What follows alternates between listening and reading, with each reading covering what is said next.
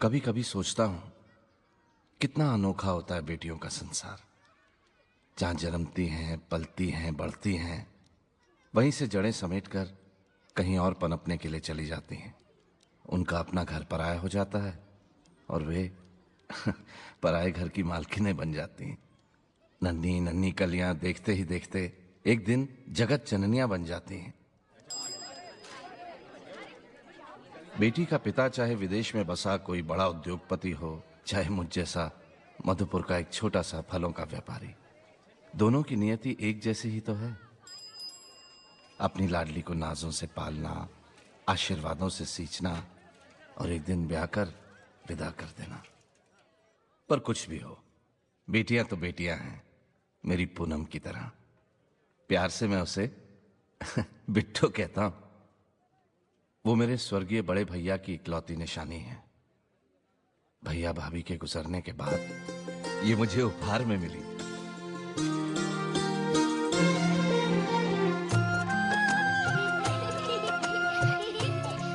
पूनम मेरी बेटी छोटी के साथ बड़ी हुई। बचपन से ही दोनों बहनों में सगी बहनों सा स्नेह था।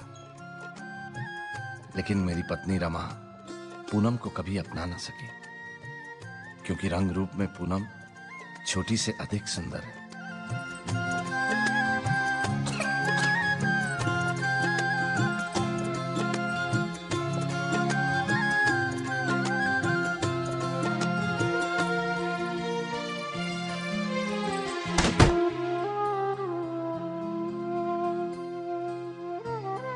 पूनम रमा में लगातार एक मां खोजती रही, लेकिन एक बिन मां की बेटी बिन मां की ही रही।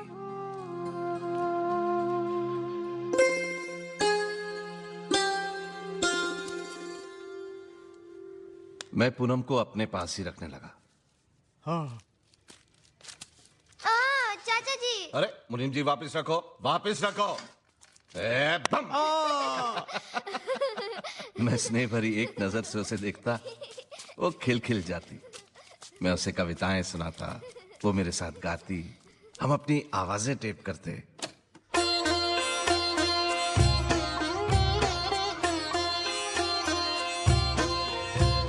छोटा सा साजन नन्ही सी दुल्हन, डोली सजी हुई द्वार खड़ी है। डोली सजी हुई द्वार खड़ी है। जिसका विवाह रचाया जाए, बेटी कहाँ अभी इतनी बड़ी है। बेटी कहाँ अभी इतनी बड़ी है। आज ही ले जाएगा विदा कर, आज ही ले जाएगा विदा कर। दूल्हे ने ये जिद पकड़ी है, बेटी पूछे बाबुल से, अरे भेजने की क्या जल्दी पड़ी है। बेटी पूछे बाबुल से, अरे भेजने की क्या जल्दी पड़ी है।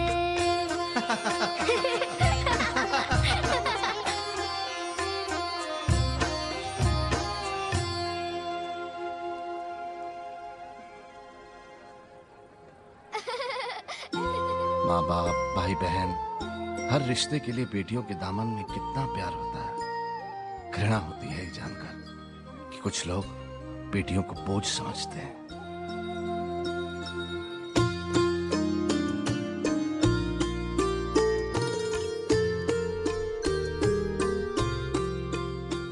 आज मेरी दोनों बेटियां बड़ी हो गई हैं और अब पूनम के विवाह के बारे में सोचने का समय आ गया है।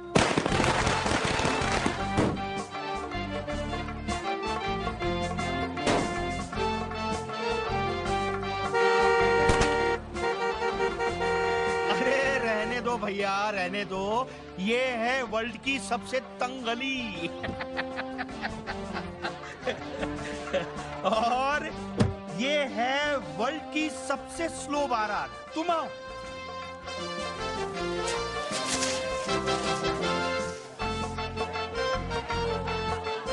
ले, वर्ल्ड का सबसे फुस रॉकेट। फुस। राधे राधे राधे मुनीम जी। राधे राधे। अरे भगत जी आप, कितने बरसों के बाद दर्शन हुए आपके। कृष्णकांत जी हैं घर पे? हैं, बिल्कुल हैं, आइए।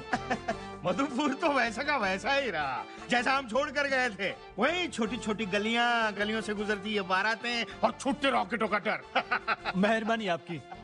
छोटे बाबू, क्या है मुनीम जी? भगत जी बता रहे हैं। भगत जी? अरे भगत जी, आपने क्यों तकलीफ की आने की? एक फोन कर दिया होता, मैं ही पहुंच जाता दिल्ली। क्यों भाई? जब आप और भाभी जी जेवरों का ऑर्डर देने के लिए हमारे पास दिल्ली तक पहुंच सकते हैं, तो उनकी डिलीवरी देने के लिए हम मधुपुर नहीं आ सकते? क्यों नहीं जी? और भाभी जी, हम जब यहाँ रहते थे तो आप लोगों के साथ जो वर्ल्ड का बेस्ट टाइम बिताया है वो जरा याद करवाइए इन्हें। भाभी जी, कैसा है घुटनों का दर्द? अब कुछ ठीक है भाई साहब। ये चूड़ियों की डिजाइन देखते ही पूरा ठीक हो जाएगा। आपकी पारखी नजरों को जेवरों की कितनी परख है मुझे सब पता है। अभी से एक एक करके जेवर बनवाना शुरू करेंगे, तब एक दिन जाकर बेटियों के विवाह की तैयारियां पूरी होंगी भगत जी। अरे वाह। बेटी का कन्यादान तो सबसे बड़ा पुण्य माना गया है कृष्णकांत जी। और फिर जब बेटी जेवर गहने पहनकर दुल्हन के लिबास में सामने आ जाती है, मन आत्म विभोर हो।